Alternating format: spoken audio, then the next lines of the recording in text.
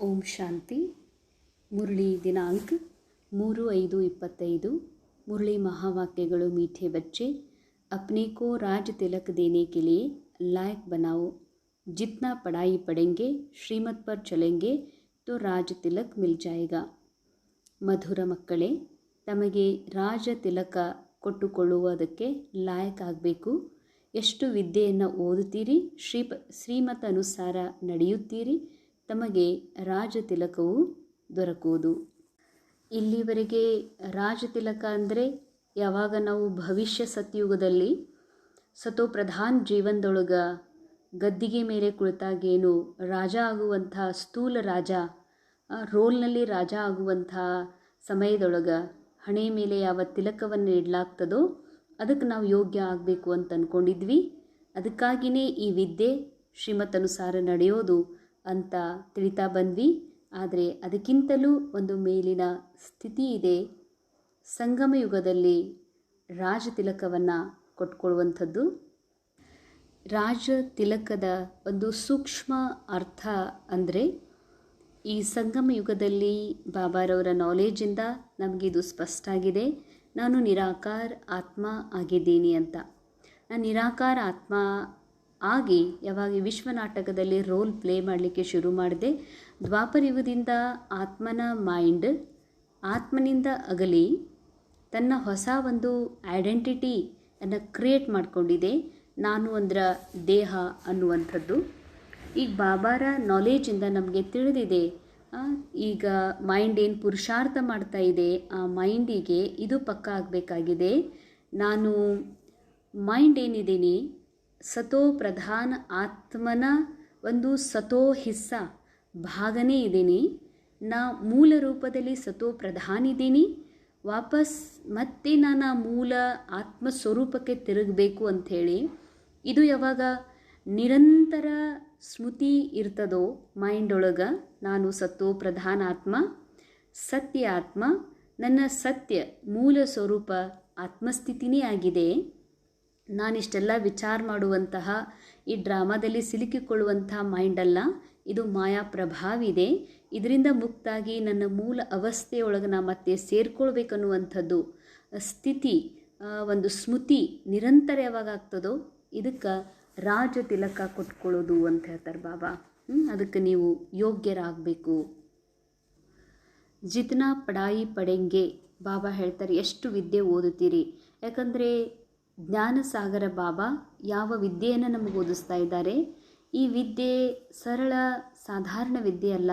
ಈ ವಿದ್ಯೆಯಲ್ಲಿ ಭಾಳ ಗುಹ್ಯ ರಹಸ್ಯಗಳು ತುಂಬಿದೆ. ಯಾವಾಗ ನಾವು ಆ ಗುಹ್ಯ ರಹಸ್ಯಗಳನ್ನು ತಿಳ್ಕೊಳ್ತೀವಿ, ಡ್ರಾಮಾದ ಗುಹ್ಯಾತಿ ಗುಹ್ಯ ರಹಸ್ಯಗಳನ್ನು ಅರಿತೀವಿ, ಆಗ ನಮಗೊಂದು ಅರ್ಥ ಆಗ್ತದ, ಭ್ರಮೆಯಿಂದ ಹೊರಗೆ ಬರಲಿಕ್ಕೆ ಸಾಧ್ಯ ಆಗ್ತದ. ಇದು ನಾಟಕ ಮಾಡಲ್ಪಟ್ಟದ್ದಿದೆ, ಫಿಕ್ಸ್ಡ್ ಇದೆ. ಇಲ್ಲಿ ಪ್ರತಿಯೊಂದು ಘಟನೆ, ಪ್ರತಿಯೊಂದು ಸೀನ್, ಪ್ರತಿಯೊಂದು ಮಾತುಗಳು, ಡೈಲಾಗ್ಸ್ ಇದು ಫಿಕ್ಸ್ ಇದೆ. ಇದರಲ್ಲಿ ಏನೂ ನಾವು ಹೆಚ್ಚು ಕಡಿಮೆ ಅಥವಾ ಚೇಂಜ್ ಮಾಡಲಿಕ್ಕೆ ಸಾಧ್ಯ ಇಲ್ಲ ಅನ್ನುವಂಥದ್ದು. ಅದಕ್ಕಾಗಿ ಈ ಪುರುಷಾರ್ಥಿ ಮೈಂಡ್ ಏನಿದೆ ಇದಕ್ಕೆ ಈ ವಿದ್ಯೆಯನ್ನು ಮತ್ತೆ ಮತ್ತೆ ಡ್ರಾಮಾದ ರಹಸ್ಯಗಳನ್ನು ಕುಟ್ಟಿ ಅವಾಗ ನಾವು ತುಂಬುತ್ತೀವಿ ಮತ್ತು ಬಾಬಾ ಕೊಟ್ಟಿರುವಂಥ ಶ್ರೀಮತನುಸಾರ ನಡಿತೀವಿ. ಇಲ್ಲಿವರೆಗೆ ಏನನ್ನು ಸತ್ಯ ಅಂತ ತಿಳ್ಕೊಂಡಿದ್ದು ಮೈಂಡ್, ವೇದಗಳು ಹೇಳೋದು, ಶಾಸ್ತ್ರ ಹೇಳೋದು, ಹಿರಿಯರು ಹೇಳೋದು, ದೊಡ್ಡವರು ನಮ್ಮಂತಂದು ಏನು ಪದ್ಧತಿ, ಸಮಾಜ ಏನು ಹೇಳ್ತದೆ ಸರಿ ಅಂತ, ಅದನ್ನು ಬಿಟ್ಟು ಯಾವಾಗ ಬಾಬಾ ಹೇಳುವ ಶ್ರೀಮತನುಸಾರ ನಾವು ನಡೀಲಿಕ್ಕೆ ಶುರುವಾಗ್ತೀವಿ, ಆಗ ನಮ್ಮ ಮೂಲ ಆತ್ಮನ ಮೈಂಡ್ ತನ್ನ ಮೂಲ ಸ್ಥಿತಿಗೆ ತಲುಪುವಂತಹ ಅಥವಾ ರಾಜ ತಿಲಕ ಪಡೆಯುವುದಕ್ಕೆ ಯೋಗ್ಯ ಆಗ್ತದೆ. ಇಂದಿನ ಮುರಳಿಯ ಪ್ರಶ್ನೆ ಇತ್ತು, किस स्मृति में रहो तो ರಾವಣ ಪನೆ ಕಿ ಸ್ಮೃತಿ ವಿಸ್ಮೃತ್ ಹೋ ಜಾಯೇಗಿ. ಯಾವ ಸ್ಮೃತಿಯಲ್ಲಿ ಇದ್ದಾಗ ರಾವಣತನದ ಸ್ಮೃತಿಯು ವಿಸ್ಮೃತಗೊಳ್ಳುತ್ತದೆ. ರಾವಣಪನಾದ ಸ್ಮೃತಿ ಅಂತಂದರೆ ಕ್ಯಾರೆಕ್ಟರ್ನ ಸ್ಮೃತಿ, ಅಂದರೆ ದೇಹದ ಸ್ಮೃತಿ. ಈ ವಿಶ್ವ ನಾಟಕದೊಳಗೆ ಏನು ನಮ್ಮ ಭಾವನೆಗಳು, ಸಂಸ್ಕಾರ ದ್ವಾಪರಯುಗದಿಂದ ಮೈಂಡ್ ಮೇಲೆ ಏರಿರುವಂತಹ ಲೇಯರ್ಗಳು, ಯಾವ ಸ್ಮೃತಿಗಳದಾವ, ಹಳೆಯ ದೇಹಭಾನದ ಸ್ಮೃತಿಗಳು, ಭಾವನೆಗಳು, ಇಚ್ಛೆಗಳು, ಇವಕ್ಕೆಲ್ಲ ಬಾಬಾ ರಾವಣಪನ ಅಂತ ಹೇಳ್ತಾರೆ, ರಾವಣನತನ. ಸೊ ಇವೆಲ್ಲ ಮರ್ಜ್ ಆಗಬೇಕು, ವಿಸ್ಮೃತಾಗಬೇಕು. ಆದರೆ ಯಾವ ಸ್ಮೃತಿಯಿಂದ ಅಂತಾರೆ ಬಾಬಾ ಉತ್ತರದಲ್ಲಿ ಹೇಳ್ತಾರೆ, ಸದಾ ಸ್ಮೃತಿ ರಹೆ कि हम स्त्री पुरुष नहीं, हम आत्मा है. हम बड़े बाबा शिव बाबा से छोटे बाबा ब्रह्मा द्वारा वर्षा ले रहे हैं. यह स्मृति रावण पने की स्मृति को बुला देगी. ಸದಾ ಸ್ಮೃತಿ ಇರಬೇಕು, ನಾವು ಸ್ತ್ರೀ ಅಥವಾ ಪುರುಷ, ಪತ್ನಿ ಪತಿ ಅಲ್ಲ, ನಾನು ಆತ್ಮ ಇದ್ದೀವಿ, ನಾವೆಲ್ಲರೂ ಆತ್ಮ ಇದ್ದೀವಿ. ಮತ್ತು ನಮ್ಮ ದೊಡ್ಡ ತಂದೆ ಶಿವ ಬಾಬಾರವರಿಂದ ಬ್ರಹ್ಮಾರವರ ಮೂಲಕ ಆಸ್ತಿಯನ್ನು ಪಡೀತಾ ಇದ್ದೀವಿ ಅನ್ನುವ ಸ್ಮೃತಿ ಇದ್ದಾಗ ಈ ರಾವಣನ ಪನದ ಸ್ಮೃತಿ ಏನಿದೆ ಇದು ಮರೀಲಿಕ್ಕೆ ಅಥವಾ ಮರ್ಜ್ ಮಾಡಲಿಕ್ಕೆ ಅಥವಾ ಇದನ್ನು ಸಮಾಪ್ತ ಮಾಡಲಿಕ್ಕೆ ಸಾಧ್ಯ ಇದೆ. जबकि स्मृति आई है कि हम एक बाबा के बच्चे हैं, तो रावण पने की स्मृति समाप्त हो जाती है. यह भी पवित्र रहने की बहुत अच्छी युक्ति है, परंतु इसमें मेहनत चाहिए. ಬಾಬಾ ಹೇಳ್ತಾರೆ, ಯಾವಾಗ ನಮಗೆ ಸ್ಮೃತಿ ಬಂದಿದೆ, ನಾವು ಒಬ್ಬನೇ ಒಬ್ಬ ನಿರಾಕಾರ ಪರಮಾತ್ಮನ ಮಕ್ಕಳಿದ್ದೀವಿ ಅಂದರೆ ಈ ಸಮಯದಲ್ಲಿ ಅಣ್ಣ ತಂಗಿ ಇರಲಿ, ಅಕ್ಕ ತಮ್ಮ ಇರಲಿ, ಅಥವಾ ಪತಿ ಪತ್ನಿ ಇರಲಿ, ಮಗಳು ಮಗ ಇರಲಿ, ಅಪ್ಪ ಅಮ್ಮ ಯಾರೇ ಇರಲಿ, ಅಪೋಸಿಟ್ ಫೀಲಿಂಗ್ನ ಏನು ಭಾವನೆ ಇದೆಯಲ್ಲ, ನಾ ಸ್ತ್ರೀ ಇದ್ದೀನಿ, ಪುರುಷ, ನಾ ಕುಮಾರಿ, ಅವರು ಕುಮಾರ ಅಂತ, ಇದು ಯಾವುದೂ ಕೂಡ ಬಾಬಾ ಹೇಳ್ತಾರೆ ಇವೆಲ್ಲ ರಾವಣನಪನ ಸಂಸ್ಕಾರ. ಅದಕ್ಕಾಗಿ ಯಾವಾಗ ನಮ್ಮ ಸ್ಮೃತಿ ಬಂದಿದೆಯಲ್ಲ, ನಾವೊಬ್ಬ ನಿರಾಕಾರ ಪರಮಾತ್ಮನ ನಿರಾಕಾರ ಮಕ್ಕಳು ನಾವೆಲ್ಲರೂ. ಕೇವಲ ಈ ವಿಶ್ವ ನಾಟಕದಲ್ಲಿ ರೋಲ್ ಪ್ಲೇ ಮಾಡ್ತಾ ಮಾಡ್ತಾ ಸ್ತ್ರೀ ಪುರುಷ ಡ್ರೆಸ್ ಹಾಕ್ಕೊಳ್ತಾ 63 ಜನ್ಮದಿಂದ ಈ ರಾವಣನ ಒಂದು ಸ್ಮೃತಿ ಬಂದಿದೆ. ರಾವಣಪನದ ಸಂಸ್ಕಾರಗಳೇನು ಮೈಂಡಲ್ಲಿ ಜಮಾ ಆಗಿದೆ, ಇದರಿಂದ ಮುಕ್ತ ಆಗಬೇಕು ಅಂತಂದರೆ, ಅದರಲ್ಲೂ ಖಾಸ್ ರಾವಣಪನದ ಸಂಸ್ಕಾರ ಅಂದರೆ ಭಾವನೆಗಳು, ಸ್ತ್ರೀ ಪುರುಷ ಅನ್ನುವಂತಹ ಅಪೋಸಿಟ್ ಲಿಂಗದ ಭಾವಗಳೇನಿದಾವಲ್ಲ, ಸ್ತ್ರೀ ಪುರುಷ, ಪತಿ ಪತ್ನಿ, ಗಂಡು ಮಗ ಹೆಣ್ಮಕ್ಳು ಅಂಥೇಳಿ, ಅದಕ್ಕಾಗಿ ಬಾಬಾ ಹೇಳ್ತಾರೆ ಆ ಭಾವನೆಯ ಸಂಸ್ಕಾರ ಏನು ವಿಚಾರಗಳು, ಸ್ಮೃತಿಗಳು, ಯಾವುದೇ ಥರದ ಆಕರ್ಷಣೆ, ಇಚ್ಛೆಗಳು, ಇವೆಲ್ಲ 63 ಜನ್ಮದ ಸಂಸ್ಕಾರಗಳ ಮೈಂಡಲ್ಲಿ ಏನು ತುಂಬಿಕೊಂಡಿದೆ, ಇವು ರಾವಣಪನದ ಸ್ಮೃತಿ. ಈ ಸ್ಮೃತಿಗಳು ಸಮಾಪ್ತ ಆಗಲಿಕ್ಕೆ ಬಾಬಾ ಹೇಳ್ತಾರೆ ಮತ್ತು ಪವಿತ್ರ ಆಗಲಿಕ್ಕೆ ಬಹಳ ಒಳ್ಳೆಯ ಯುಕ್ತಿ ಇದೆ, ಆದರೆ ಇದರಲ್ಲಿ ಪರಿಶ್ರಮ ಪಡಬೇಕಾಗ್ತದೆ. ಅಂದರೆ ಈ ಸಂಸ್ಕಾರಗಳಿಂದ ಮುಕ್ತ ಆಗಲಿಕ್ಕೆ ಪುರುಷಾರ್ಥ ಅಂತೂ ನಾವು ಮಾಡ್ತಾ ಇದ್ದೀವಿ, ಆತ್ಮ ಇದ್ದೀನಿ ನಾನು, ದೇಹ ಅಲ್ಲ ಆತ್ಮ ಇದ್ದೀನಿ ಅಂತ. ಆದರೆ ಸೂಕ್ಷ್ಮ ರೂಪದಲ್ಲಿ ಇದು ಇದೆ, ಇವ್ರು ಕುಮಾರ್ ಕುಮಾರಿ, ಇವ್ರು ಅಣ್ಣವರು ಅಕ್ಕೋರು ಅಂತೇನಂತೀವಿ, ಈ ಭಾನದಿಂದಲೂ ಪರೆ ಆಗಬೇಕು. ಇದೇ ಲಾಸ್ಟ್ ಪುರುಷಾರ್ಥದಲ್ಲಿ ಕೊನೆಯದೇನು ಆತ್ಮ ಉನ್ನತಿ ಮಾಡ್ಕೊಳ್ಳಿಕ್ಕೆ ಪುರುಷಾರ್ಥ ಇದೆ, ಅದು ಇದೇ ಆಗಿದೆ. ಯಾವುದು ನಾವು ಸ್ತ್ರೀ ಪುರುಷ ಅಥವಾ ಪತಿ ಪತ್ನಿ ಅನ್ನುವಂಥದ್ದೇನಿದೆ, ಇದರಿಂದ ಬಹಳ ಪರೆಯಾಗಿ ಕೇವಲ ಈ ಸ್ಮೃತಿ ಬೇಕು, ನಾವು ಒಬ್ಬ ನಿರಾಕಾರ ಶಿವಬಾಬನ ಮಕ್ಕಳು, ನಾವೆಲ್ಲ ನಿರಾಕಾರ ಆತ್ಮ ಇದ್ದೀವಿ. ರೋಲ್ನಲ್ಲಿ ಕ್ಯಾರೆಕ್ಟರ್ ಒಳಗೆ ಈ ಡ್ರಾಮಾದಲ್ಲಿ ಪತಿ ಪತ್ನಿ ಸ್ತ್ರೀ ಪುರುಷ ಆಗಿ ನಾವು ರೋಲ್ ಪ್ಲೇ ಮಾಡ್ತಿದ್ದೀವಿ. ಇದ್ಯಾವುದು ಸತ್ಯ ಅಲ್ಲ, ಇದೆಲ್ಲ ರೋಲ್ ಸಮಾಪ್ತ ಆಗಿ ಹೋಗುವಂಥದ್ದು. ಉಳಿಯುವುದೇನು ಅಂದರೆ ಎಲ್ಲ ನಿರಾಕಾರ ಆತ್ಮಗಳು ಮಾತ್ರ. ಆದರೆ ನಿರಾಕಾರ ಆತ್ಮಗಳಲ್ಲಿ ಯಾವುದೇ ಥರದ ಫೀಲಿಂಗ್ ಇರುವುದಿಲ್ಲ, ಯಾವುದೇ ಥರದ ಸ್ಮೃತಿ ಇರುವುದಿಲ್ಲ, ಯಾವುದೇ ಥರದ ಆಕರ್ಷಣೆ ಇರೋದಿಲ್ಲ. ಮತ್ತು ಆ ರೀತಿ ಲಾಸ್ಟ್ ಉಳಿಯೋದು ನಿರಾಕಾರ ಸ್ವಚ್ಛ ಪವಿತ್ರ ಶುದ್ಧ ಆತ್ಮ ಅಂದಮೇಲೆ ನಾವು ಮೊದಲೇ ಈ ಅಭ್ಯಾಸವನ್ನು ಮಾಡಬೇಕಾಗಿದೆ. ಅದರಲ್ಲೂ ಖಾಸ್ ಯಾರು ಪತಿ ಪತ್ನಿ ಇದ್ದಾರೆ, ಅಥವಾ ಕುಮಾರ್ ಕುಮಾರಿನೇ ಇರ್ಬೋದು, ಯಾರೇ ಇರ್ಬೋದು, ಯಾರಿಗೆ ಈ ರೀತಿ ಆಕರ್ಷಣೆ ಆಗ್ತದ, ಪವಿತ್ರತೆಯ ಒಂದು ಬ್ರಹ್ಮಚರ್ಯ ಜೀವನ ಪಾಲಿಸೋದು ಕಠಿಣ ಅನ್ನಿಸ್ತಾ ಇದೆ, ಅಂಥವ್ರು ಖಾಸ್ ಈ ಪುರುಷಾರ್ಥ ಮಾಡಬೇಕಾಗಿದೆ. ಇದರಿಂದ ಭಾಳಷ್ಟು ಆತ್ಮ ಉನ್ನತಿ ಮಾಡ್ಕೊಳ್ಳಿಕ್ಕೆ ಸಹಜ ಆಗ್ತದೆ. ನಮ್ಗೆ ಈ ರೀತಿ ಅಭ್ಯಾಸ ಆಗಬೇಕು. ನಾವು ಹೆಂಗೆ ಹೆಣ್ಮಕ್ಳಿದ್ದೀವಿ ಅಂದರೆ ಸ್ತ್ರೀ ಶರೀರದಲ್ಲಿದ್ದಂಥವ್ರು ಸ್ತ್ರೀಯರ ಜೊತೆಗೆ ಇರೋದು ಎಷ್ಟು ನಮಗೆ ಸಹಜದ. ಪುರುಷ ದೇಹ ಧರಿಸಿರುವಂಥ ಆತ್ಮ ಪುರುಷ ರೋಲ್ ಜೊತೆಗೆ ಇರುವುದು ಎಷ್ಟು ಸರಳದ. ಹಾಗೆ ಯಾವುದೇ ಥರದ ಆಕರ್ಷಣೆ ಅನಿಸೋದಿಲ್ಲ, ವಿಕರ್ಷಣೆ ಅನಿಸೋದಿಲ್ಲ. ಹಾಗೆ ನಾವೊಬ್ಬ ಸ್ತ್ರೀ ಶರೀರ ಯೂಸ್ ಮಾಡಿ ರೋಲ್ ಪ್ಲೇ ಮಾಡ್ತಿದ್ದೀನಂದ್ರೆ ನನ್ನ ಆತ್ಮಿಕ ಸ್ಮೃತಿ ಈ ಮಟ್ಟಕ್ಕೆ ಇಷ್ಟು ಹೈಯರ್ ಕಾನ್ಷಿಯಸ್ಸಿಗೆ ಹೋಗಬೇಕಾಗಿದೆ. ಇಲ್ಲ ಇವ್ರು ಅಣ್ಣವರು, ಇವ್ರು ಪುರುಷ, ಆತ್ಮ ನಿರಾಕಾರ ಇದೆ, ಆದರೆ ಇವರು ಪುರುಷ ಅದಾರ ಅನ್ನುವಂಥ ಭಾನನೂ ಕೂಡ ಸಮಾಪ್ತ ಆಗಬೇಕು. ಅಷ್ಟು ನಿರಾಕಾರ ಬಾಬನ ಮಕ್ಕಳು ನಾವು. ನಿರಾಕಾರ ಜ್ಯೋತಿ ಅಂದರೆ ರೋಲ್ನಲ್ಲಿ ಪುರುಷತನ, ರೋಲ್ನೊಳಗೆ ಯಾರೇ ಸ್ಮೃತಿ ಕೊಡಿಸ್ತಾರೋ ಅವ್ರು ಗಂಡು ಮಕ್ಕಳು ಅಂತ. ಆದರೂ ಕೂಡ ನನಗೆ ಕೇವಲ ಏನು ಕಾಣಬೇಕು ಅಂದರೆ ಎಲ್ಲರೊಳಗೆ, ಸ್ತ್ರೀ ಪುರುಷರ ಎಲ್ಲರೊಳಗಿನ ಸತೋಪ್ರಧಾನ್ ಆ ನಿರಾಕಾರ ಆತ್ಮನೇ ಕಾಣಬೇಕೆ ಹೊರತಾಗಿ ಇವ್ರು ಯಾರು ಅಣ್ಣವರು, ಅಕ್ಕವರು, ಪತಿ ಪತ್ನಿ, ಮಗಳು, ಮಗ ಅನ್ನುವ ಲಿಂಗಕ್ಕೆ ಸಂಬಂಧಪಟ್ಟಂಥ ಸಂಬಂಧ ಏನಿದೆಯಲ್ಲ ಅದು ಕೂಡ ಸಮಾಪ್ತ ಆಗಿ ಹೋಗಬೇಕು. ಆಗ ನಾವು ಈ ಎಲ್ಲ ಸ್ಮೃತಿಗಳೇನು ಮನಬುದ್ಧಿಯಲ್ಲಿ ಏರಿದೆ, ಪದರುಗಳು, ಲೇಯರ್ಗಳು, ಇವನ್ನೆಲ್ಲ ಸಮಾಪ್ತ ಆಗಿ ಕೇವಲ ಒಂದು ನಿರಾಕಾರ ಆತ್ಮ ನಿಸ್ಸಂಕಲ್ಪ ಸ್ಥಿತಿಯಲ್ಲಿ ಸ್ಥಿತ ಆಗಲಿಕ್ಕೆ ಸಾಧ್ಯ ಆಗ್ತದೆ. ಇಂದಿನ ಮುರಳಿಯ ಗೀತೆ, ತುಮ್ಹೇ ಪಾಕೆ ಹಮ್ನೆ ಜಹಾನ್ ಪಾಲಿಯಾ, ನಿಮ್ಮನ್ನು ಪಡೆದು ನಾವು ಜಗತ್ತನ್ನೇ ಪಡೆದೆವು. ಓಂ ಶಾಂತಿ. ರೂಹಾನಿ ಬಾಬಾ बैठ ರೂಹಾನಿ ಬಚ್ಚೋं को समझाते हैं. ಇಲ್ಲಿ ಆತ್ಮೀಯ ತಂದೆ ಕುಳಿತು ಆತ್ಮೀಯ ಮಕ್ಕಳಿಗೆ ತಿಳಿಸಿಕೊಡ್ತಾರೆ.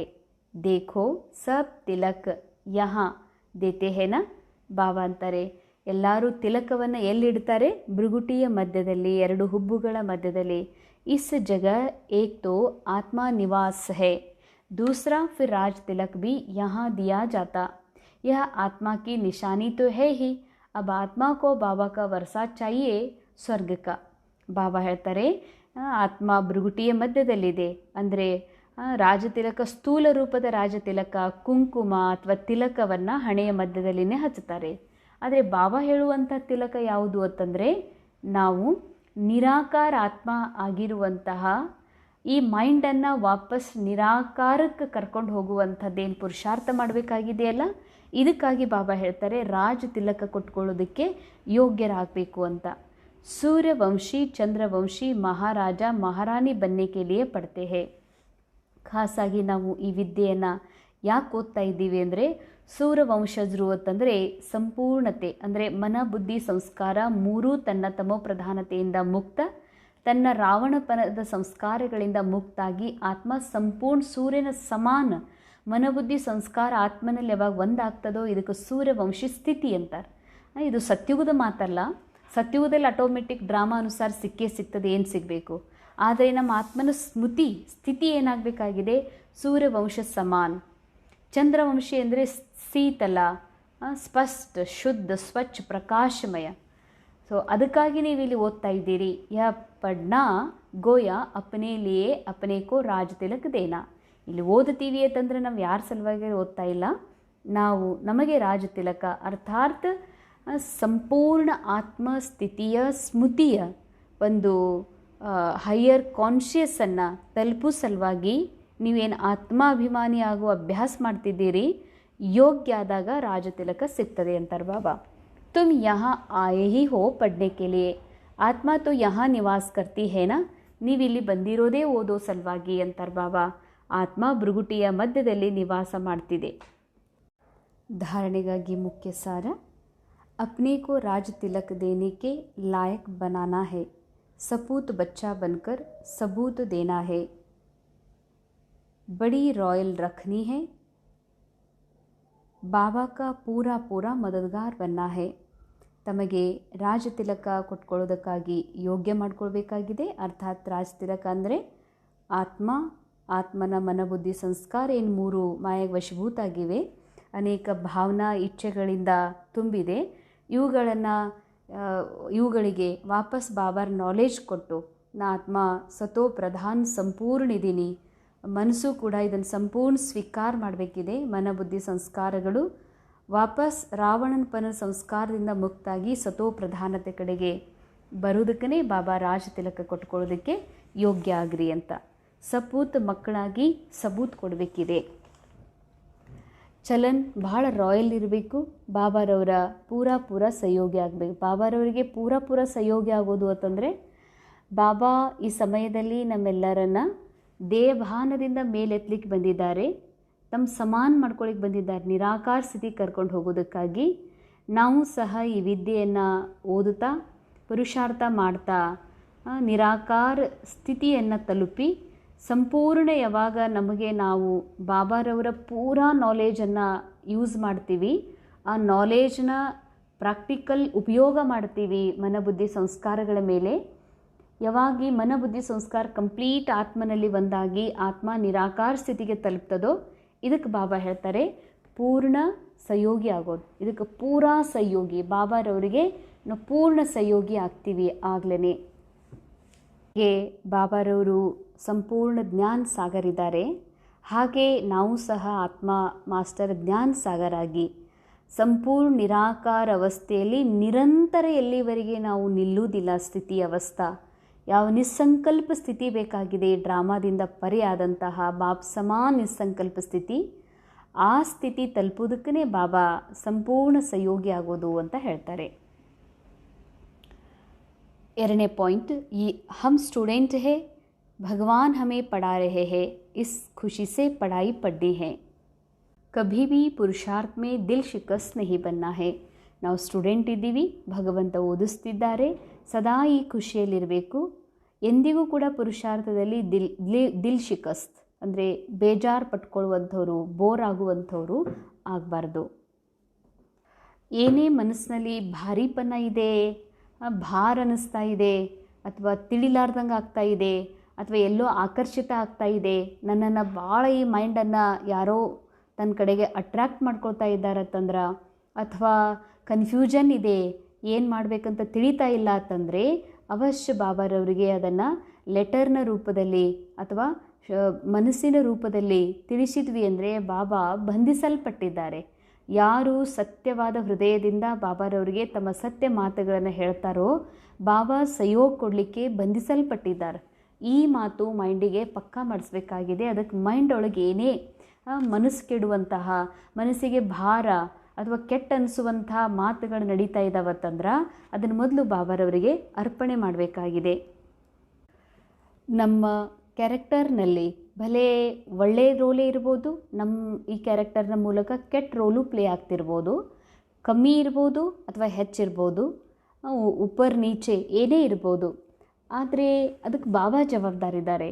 ಯಾಕಂದರೆ ರೋಲ್ ಬಾಬಾ ಕೊಟ್ಟಿದ್ದಾರೆ, ಡ್ರಾಮಾ ಬಾಬಾರವ್ರದ್ದಿದೆ. ಡ್ರಾಮಾ ಅನುಸಾರ ಏನೇ ರೋಲ್ನಲ್ಲಿ ಒಳ್ಳೆಯದಿದೆ ಕೆಟ್ಟದ್ದಿದೆ, ರೋಲ್ನಲ್ಲಿ ಹೆಚ್ಚು ಕಡಿಮೆ ಇದೆ, ರೋಲ್ನಲ್ಲಿ ನಮ್ಮ ರೋಲ್ನ ಕನೆಕ್ಟೆಡ್ ಏನೆಲ್ಲ ಬೇರೆ ಬೇರೆ ರೋಲ್ಗಳದಾವ ಅದರಲ್ಲೂ ಏನು ಹೆಚ್ಚಿದೆ ಕಮ್ಮಿದೆ, ಮಗ ಹೀಗೆ ಮಗಳು ಹೀಗೆ ಪತ್ನಿ ಹೀಗಿದ್ದಾರಂತ, ಅದು ಏನೇ ಇದ್ರೂ ಅದಕ್ಕೆಲ್ಲ ಜವಾಬ್ದಾರ ಬಾಬಾ ಅದಾರ. ಅದಕ್ಕೆ ಬಾಬಾ ನೀವು ಏನಿದ್ದೀರಿ ಹೇಗಿದ್ದೀರಿ ನಾನು ನಿಮ್ಮನ್ನು ಸ್ವೀಕಾರ ಮಾಡೀನಂತ ಹೇಳ್ತಾರೆ ಬಾಬಾ. ಯಾಕೆ ಡ್ರಾಮಾ ಡೈರೆಕ್ಟರ್ನೇ ರೋಲ್ ಕೊಟ್ಟ ಮೇಲೆ ನಮ್ಮ ರೋಲ್ ನೋಡೋದಿಲ್ಲ. ಬಾಬಾ ಬಂದಿರೋದೇ ಈ ನಾಟಕದಲ್ಲಿ ನಮ್ಮನ್ನು ತಮ್ಮ ಸಮಾನ ನಿರಾಕಾರ ಆತ್ಮಿಕ ಅವಸ್ಥೆ ಕರ್ಕೊಂಡು ಹೋಗೋದಕ್ಕಾಗಿ.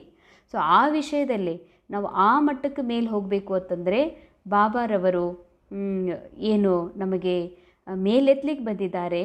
ಬಾಬಾ ಹೇಳ್ತಾರೆ ಆ ಮೇಲೆತ್ತೋ ಸಲುವಾಗಿ ಏನೆಲ್ಲ ಭಾರ ಇದೆ, ಚಿಂತೆ ಇದೆ, ಅದನ್ನು ಮೊದಲು ಬಾಬಾಗ ಲೆಟರ್ನ ರೂಪದಲ್ಲಿ ಅಥವಾ ಮನಸ್ಸಿನ ಮೂಲಕ ಮೊದಲು ಬಾಬಾರವರಿಗೆ ಅರ್ಪಣೆ ಮಾಡಬೇಕು. ಯಾಕಂದರೆ ಸಚ್ಚೆ ದಿಲ್ ಪರ್ ಸಾಹೇಬರಾಜಿ, ಸತ್ಯ ಮನಸ್ಸಿನಿಂದ ಯಾವಾಗ ನಾವು ಬಾಬಾರವರಿಗೆ ಹೇಳ್ತೀವಿ ಬಾಬಾ ಬಂಧಿಸಲ್ಪಟ್ಟಿದ್ದಾರೆ ನನಗೆ ಸಹಯೋಗ ಕೊಡೋದಕ್ಕಾಗಿ.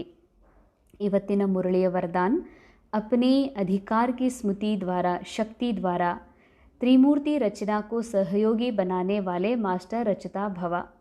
ತಮ್ಮ ಅಧಿಕಾರದ ಶಕ್ತಿಯ ಮೂಲಕ ತ್ರಿಮೂರ್ತಿ ರಚನೆಯನ್ನು ಸಹಯೋಗಿಯನ್ನಾಗಿ ಮಾಡಿಕೊಳ್ಳುವಂತಹ ಮಾಸ್ಟರ್ ರಚಯಿತ ಆಗ್ರಿ. ತಮ್ಮ ಅಧಿಕಾರದ ಶಕ್ತಿ, ಯಾವ ಅಧಿಕಾರ ಬಾಬಾ ಕೊಟ್ಟಿದ್ದಾರಲ್ಲ, ನೀವು ಆತ್ಮ ಈ ನಾಟಕದಿಂದ ಪರೆ ಇದ್ದೀರಿ, ಈ ರೋಲಿಂದ ಪರೆ ಇದ್ದೀರಿ, ಮನಬುದ್ಧಿ ಸಂಸ್ಕಾರಗಳ ಒಳ್ಳೆಯ ಕೆಟ್ಟದ್ರಿಂದಲೂ ನೀವು ಪರೆ ಇದ್ದೀರಿ, ಆತ್ಮ ಸಂಪೂರ್ಣ ನಿರಾಕಾರ ಸ್ವಚ್ಛ.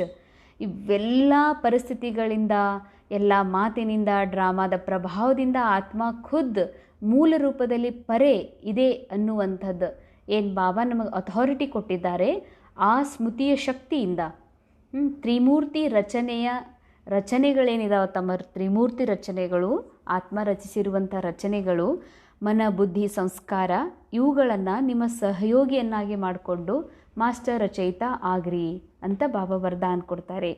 ತ್ರಿಮೂರ್ತಿ ಶಕ್ತಿಯ ಮನ್ ಬುದ್ಧಿ ಸಂಸ್ಕಾರ ಯಾ ಆಪ್ ಮಾಸ್ಟರ್ ರಚಯಿತ ಕಿ ರಚನಾ ಹೇ.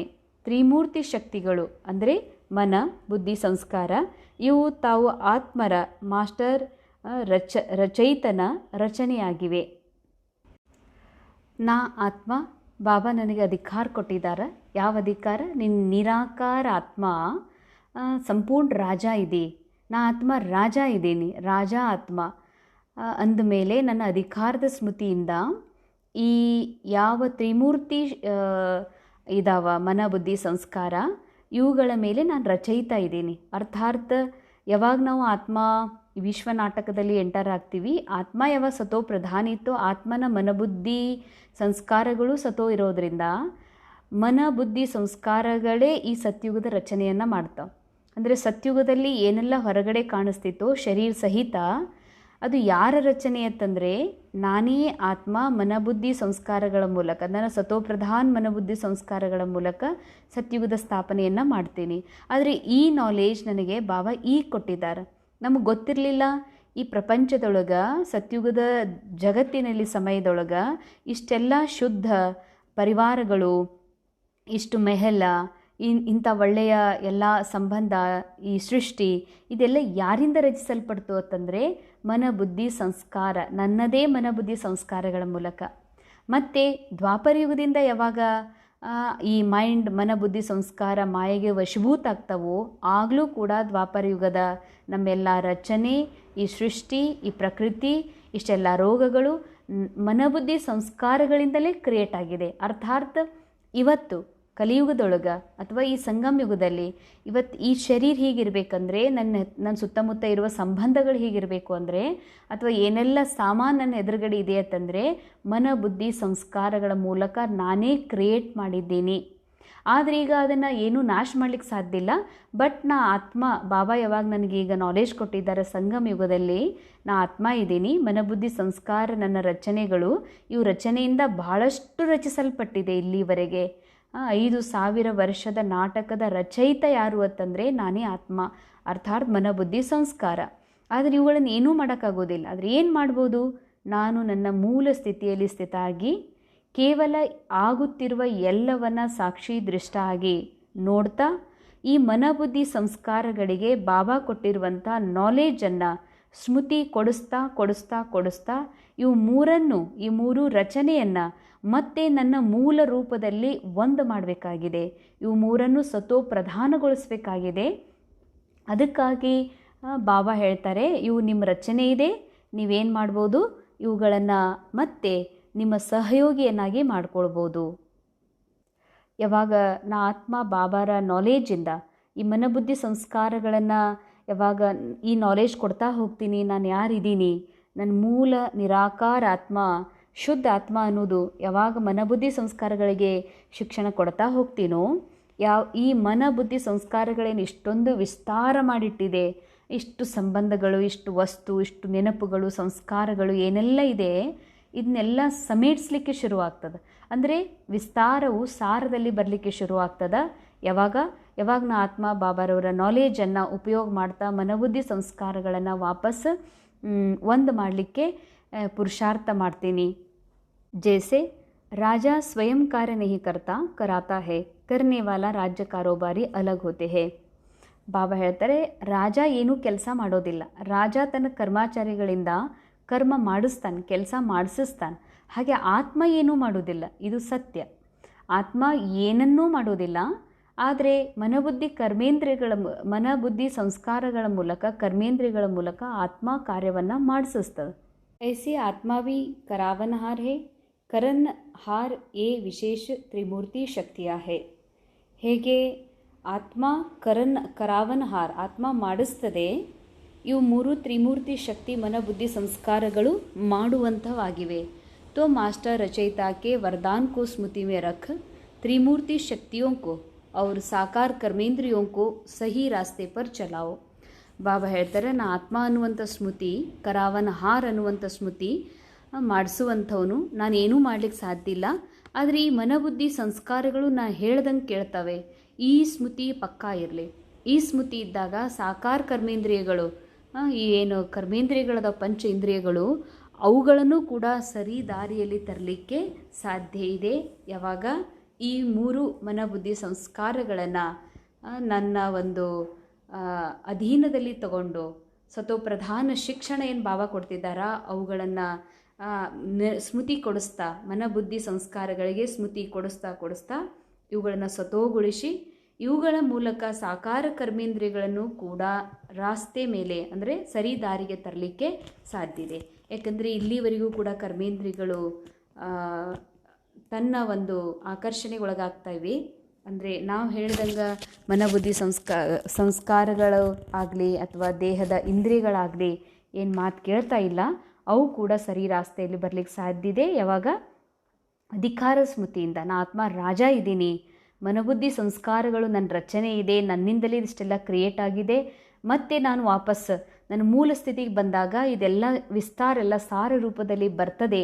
ಈ ಮನಬುದ್ಧಿ ಸಂಸ್ಕಾರಗಳ ಜೊತೆಯಲ್ಲಿ ಸಾಕಾರ ಪಂಚ ಇಂದ್ರಿಯಗಳು ಕೂಡ ತನ್ನ ದಾರಿಯಲ್ಲಿ ಶ್ರೇಷ್ಠ ದಾರಿಯಲ್ಲಿ ನಡೀಲಿಕ್ಕೆ ಸಾಧ್ಯ ಅನ್ನುವಂಥ ನೆನಪು ಸದಾ ಇರಬೇಕು ಅಂತಾರೆ ಬಾಬಾ. ಸ್ಲೋಗನ್: ಅವ್ಯಕ್ತ ಪಾಲನಾ ಕೆ वरदान का अधिकार लेने के लिए ಸ್ಪಷ್ಟವಾದಿ ಬನೋ. ಅವ್ಯಕ್ತ ಪಾಲನೆಯ ವರದಾನದ ಅಧಿಕಾರ ಪಡಿಬೇಕು ಅಂತಂದರೆ ಸ್ಪಷ್ಟವಾದಿಗಳು ಆಗಬೇಕಾಗಿದೆ.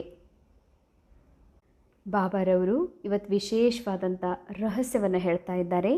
ಅವ್ಯಕ್ತ ಪಾಲನೆ ವರದಾನಕ್ಕೆ ಅಧಿಕಾರಿ ಆಗೋದು ಅಂದರೆ ಇಲ್ಲಿವರೆಗೆ ನಾವು ಬ್ರಹ್ಮ ಬಾಬಾರವರ ಪಾಲನೆ ಪಡೆದೀವಿ, ದಾದೀಜಿಯವರ ಪಾಲನೆ ಪಡೆದಿದ್ದೀವಿ, ದೀದೀಜಿಯವ್ರು ಪಡೆದಿದ್ದೀವಿ, ಅಣ್ಣವರು ಅಕ್ಕವರು ಹಿರಿಯರು ಯಜ್ಞವತ್ಸರಿಂದ ಪಾಲನೆ ಪಡೆದಿದ್ದೀವಿ. ಇದು ಸಾಕಾರ ಪಾಲನೆ. ಅವ್ಯಕ್ತ ಪಾಲನೆ ಅಂದರೆ ಡೈರೆಕ್ಟ್ ಬಾಬಾ, ಕೇವಲ ಎಲ್ಲ ಏನು ನಾವು ಪಡಿತೀವಿ, ಈಗ ಅನುಭವ ಮಾಡ್ತೀವಿ, ಡೈರೆಕ್ಟ್ ಬಾಬಾರವರಿಂದ ವರದಾನದ ಅಧಿಕಾರ ಪಡೆಯೋದಕ್ಕಾಗಿ ಸ್ಪಷ್ಟವಾದಿ ಆಗ್ರಿ. ಸ್ಪಷ್ಟವಾದಿ ಅಂದರೆ ಏನು ನನಗೆ ಒಳಗದ ಏನಿದ್ದೀನಿ ಅದನ್ನೇ ತೋರಿಸ್ಕೊಳ್ಳೋದು, ಏನು ನಾ ಇದ್ದೀನಿ ಅದನ್ನ ಮಾತಾಡೋದು, ಏನಿದ್ದೀನಿ ಅದ ಕಾಣಿಸ್ಕೊಳ್ಳೋದು. ಅದನ್ನು ಬಿಟ್ಟು ನಾವು ಒಳಗಿರೋದೊಂದು ಹೊರಗಿರೋದೊಂದು. ಒಳಗ ಭಯ, ಹೊರಗ ಭಾಳ ನಮ್ರತೆ, ಒಳಗಡೆ ಈರ್ಷಾ, ಹೊರಗಡೆ ಭಾಳಷ್ಟು ಪ್ರೇಮ, ಈ ರೀತಿ ಇಲ್ಲ. ಒಳಗೇನಿದ್ದೀರಿ ಅದೇ ಸ್ಪಷ್ಟವಾಗಿ ಕಾಣೋದು. ಇದರಿಂದ ಮಾತ್ರ ನಾವು ಅವ್ಯಕ್ತ ಪರಮಾತ್ಮನ ಪಾಲನೆಯ ವರದಾನದ ಅಧಿಕಾರ ಪ್ರಾಪ್ತ ಮಾಡ್ಕೊಳ್ಳಿಕ್ಕೆ ಸಾಧ್ಯ ಇದೆ. ಸ್ಪಷ್ಟವಾದಿ ಅಂದರೆ ಇನ್ನೊಂದು ಅರ್ಥ, ಯಾವುದು ಡ್ರಾಮಾ ನನಗೆ ಒರಿಜಿನಲ್ ಕ್ಯಾರೆಕ್ಟರ್ ಕೊಟ್ಟಿದೆಯೋ, ಯಾವ ರೀತಿ ಮಾತಾಡುವ ಸ್ಟೈಲ್, ಯಾವ ರೀತಿ ನನ್ನ ಯಾವುದೇ ರೀತಿಯ ಸ್ಟೈಲ್ಗಳಿದಾವ, ಇದನ್ನು ಬಿಟ್ಟು ಯಾರೋ ಭಾಳ ಮಧುರ ಮಾತಾಡ್ತಾರಂತ ಆ್ಯಕ್ಟಿಂಗ್ ಮಾಡೋಕ್ಕೆ ಹೋಗೋದು, ಅಕ್ಕಂದ್ರ ಥರನೋ ಅಥವಾ ಬೇರೆ ಆ್ಯಕ್ಟರ್ ಥರನೋ ಅಥವಾ ಬೇರೆ ವ್ಯಕ್ತಿ ಥರನೋ. ಅದಕ್ಕೆ ಬಾಬಾ ಹೇಳ್ತಾರೆ, ನಾವು ಏನಿದ್ದೀವಿ ಅದ ಕಾಣಬೇಕು, ನಾವೇನಿದ್ದೀವಿ ಅದ ತೋರಿಸ್ಕೋಬೇಕು, ನಾವೇನಿದ್ದೀವಿ ಅದನ್ನ ಮಾತಾಡಬೇಕು. ನಾವು ಏನಾದರೂ ಬೇರೆದು ಒಂದು ಮಾಸ್ಕ್ ಹಾಕ್ಕೊಂಡು ಆ ಥರ ಕಾಣ್ತೀವಿ ಅಂತಂದ್ರೆ ಸ್ಪಷ್ಟವಾದಿ ಅಲ್ಲ. ಸ್ಪಷ್ಟವಾದಿ ಯಾರಿದ್ದಾರೋ ಅವರೇ ಅವ್ಯಕ್ತ ಪಾಲನೆಯ ವರದಾನದ ಅಧಿಕಾರ ಪ್ರಾಪ್ತ ಮಾಡ್ಕೊಳ್ಳಿಕ್ಕೆ ಸಾಧ್ಯ ಇದೆ. ಇಂದಿನ ಮುರಳಿಯ ಅವ್ಯಕ್ತ ಇಶಾರೆ: रूहानी रॉयल्टी और ಪ್ಯೂರಿಟಿ ಕಿ ಪರ್ಸ್ನಾಲಿಟಿ ಧಾರಣ ಕರೋ.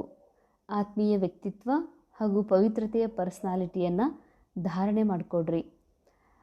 ರೂಹಾನಿ ರಾಯಲ್ಟಿ ಅಂದರೆ ಆತ್ಮಸ್ಥಿತಿ, ಪ್ಯೂರಿಟಿಯ ಪರ್ಸ್ನಾಲಿಟಿ ಅಂತಂದರೆ ಆತ್ಮ ತನ್ನ ಮೂಲ ಅವಸ್ಥಾ ಯಾವುದು ಈ ಡ್ರಾಮಾದಲ್ಲಿ ಮೈಂಡ್ ಸಿಲುಕಿದೆ, ಇದೆಲ್ಲದರಿಂದ ಮನಬುದ್ಧಿ ಸಂಸ್ಕಾರಗಳನ್ನು ಮೇಲೆತ್ತುಕೊಂಡು ತನ್ನ ಸಮಾನ ಅವಸ್ಥೆಯಲ್ಲಿ ತಲುಪಿಸೋದೇ ಪ್ಯೂರಿಟಿಯ ಪರ್ಸ್ನಾಲಿಟಿ.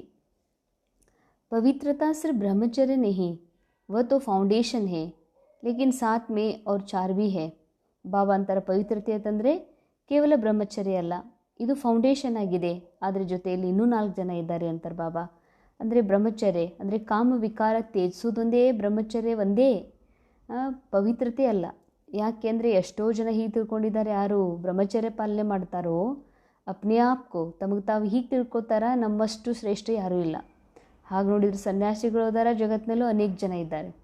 ಆದರೆ ಕ್ರೋಧ और सभी साथी जो है उन महाभूतों का त्याग, साथ साथ उनके भी जो बाल बच्चे छोटे छोटे वंश मात्र है उनका भी त्याग करो, तब कहेंगे प्योरिटी की रूहानी रॉयल्टी धारण की है. ಕಾಮ ವಿಕಾರದ ನಂತರ ಕ್ರೋಧದ ಇನ್ನೂ ಜೊತೆಗಾರರಿದ್ದಾರಲ್ಲ, ಲೋಭ, ಮೋಹ, ಅಹಂಕಾರ, ಅದರ ಬಾಲ ಮಕ್ಕಳು, ಸಣ್ಣ ಸಣ್ಣ ಮಕ್ಕಳಿದ್ದಾರಲ್ಲ, ಯಾವುದು ಈರ್ಷಾ, ದ್ವೇಷ, ಹೊಟ್ಟೆ ಕಿಚ್ಚು, ಮುನಿಸ್ಕೊಳ್ಳೋದು, ಬೇಜಾರು ಮಾಡ್ಕೊಳ್ಳೋದು, ಅಳುವುದು, ತ್ರಾಸು ಮಾಡ್ಕೊಳ್ಳೋದು, ಹೇರಾಪೇರಿ ಮಾಡೋದು, ಭಾವಾಂತರ ಇವೆಲ್ಲವುಗಳ ತ್ಯಾಗ ಮಾಡಿದಾಗಲೇ ನಿಜವಾದ ಪವಿತ್ರತೆಯ ಧಾರಣೆ ಅಂತ ಹೇಳಿಕ್ಕಾಗ್ತದೆ.